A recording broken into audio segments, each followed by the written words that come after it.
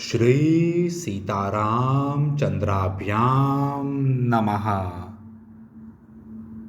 उत्तरकांड 48वां सर्ग। सीता का दुखपूर्ण वचन, श्री राम के लिए उनका संदेश, लक्ष्मण का जाना और सीता का रोना।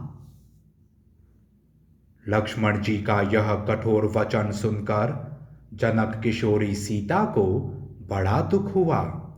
वे मूर्छित होकर पृथ्वी पर गिर पड़ी।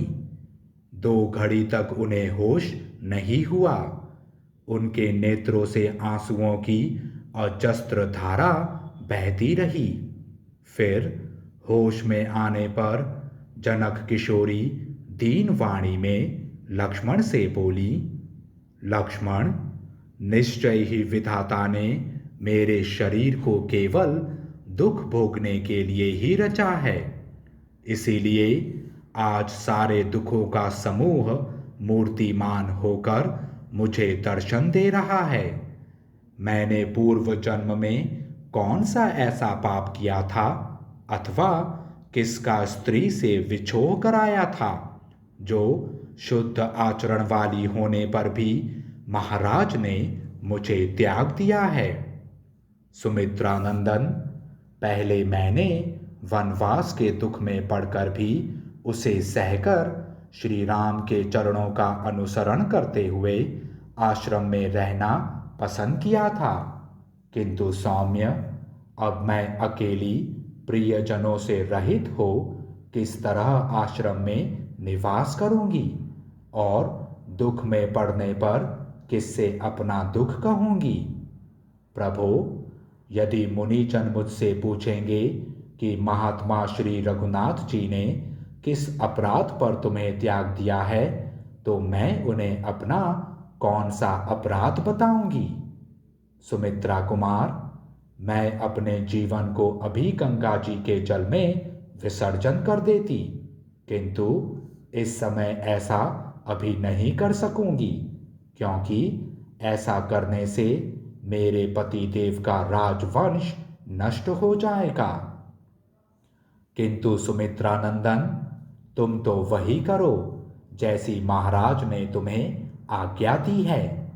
तुम मुझ दुखिया को यहाँ छोड़कर महाराज की आज्ञा के पालन में ही स्थिर रहो और मेरी यह बात सुनो।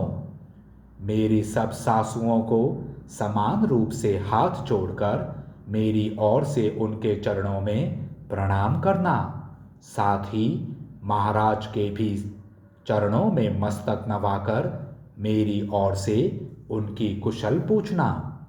लक्ष्मण, तुम अंतःपुर की सभी वंदनीय स्त्रियों को मेरी ओर से प्रणाम करके मेरा समाचार उन्हें सुना देना, तथा जो सदा धर्म पालन के लिए सावधान रहते हैं उन महाराज को भी मेरा यह संदेश सुना देना।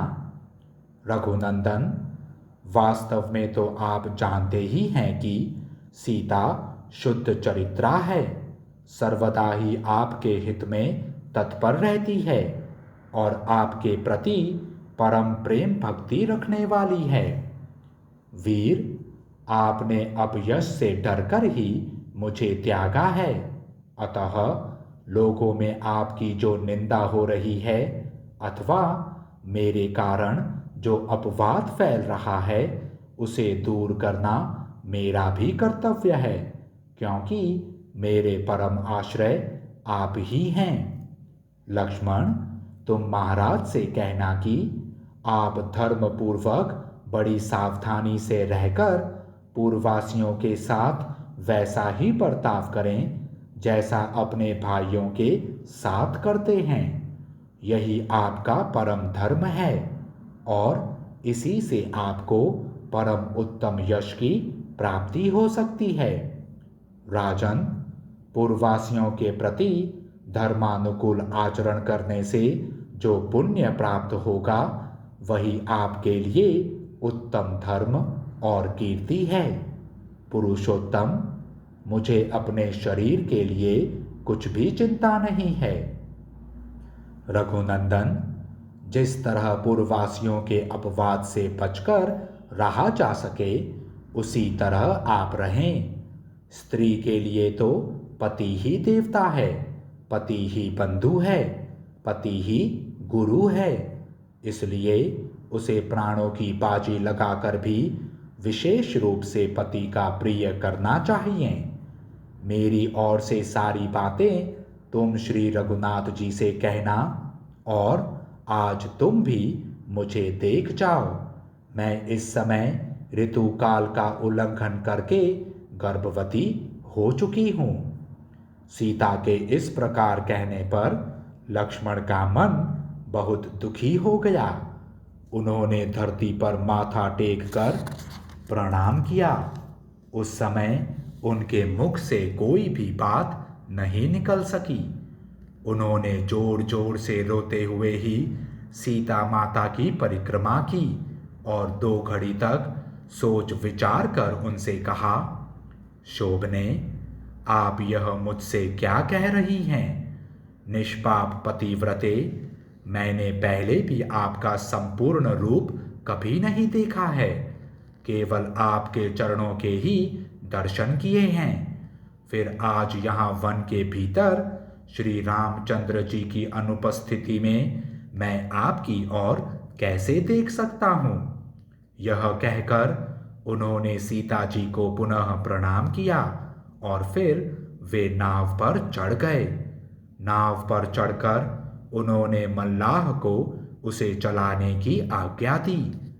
शोक के भार से दबे हुए लक्ष्मण गंगा जी के उत्तरी तट पर पहुंचकर दुख के कारण अचेत से हो गए और उसी अवस्था में जल्दी से रथ पर चढ़ गए।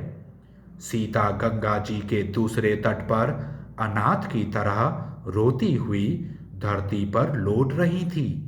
लक्ष्मण बार बार मुंह घुमाकर उनकी ओर देखते हुए चल दिए।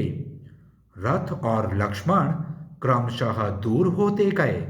सीता उनकी ओर बारंबार देखकर उद्विग्न हो उठी। उनके अदृश्य होते ही उन पर गहरा शोक छा गया। अब उन्हें कोई भी अपना रक्षक नहीं दिखाई दिया।